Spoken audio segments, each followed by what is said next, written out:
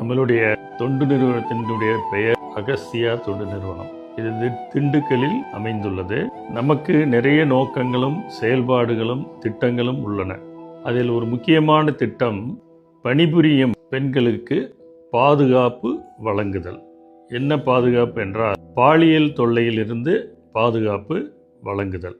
இந்த வரலாற்றை மட்டும் நீங்கள் கேட்டால் ஆச்சரியப்படுவீர்கள்.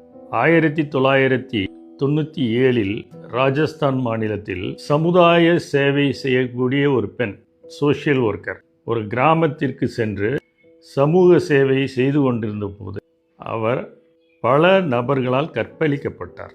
இதற்கு பின் பெண்கள் அமைப்புகள் அவருக்கு உதவி செய்து கற்பழித்தவர்கள் மேல் நடவடிக்கை எடுக்க வேண்டும் என்று ராஜஸ்தான் கோர்ட்டில் வழக்கு தொடர்ந்தார்கள். கீழ் கோர்ட்டில் தோல்வி, ஹைகோர்ட்டில் தோல்வி. அதற்கப்புறம் அவங்க விடலை, சுப்ரீம் கோர்ட் போயிடுறாங்க.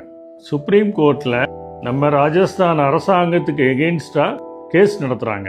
அங்கே ஜெயிக்கிறாங்க.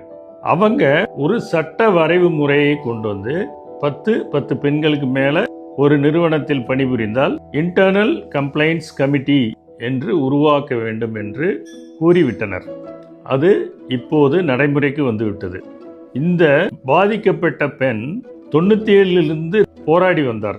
ஒரு சட்ட போராட்டம் எவ்வளவு நாள் நடத்தியிருக்காங்கன்னு பாருங்க. அதுக்கப்புறம் ஒரு சட்டம் இயற்றப்பட்டு இந்த பெண்களுக்கான பாதுகாப்பு உறுதி செய்யப்பட்டது.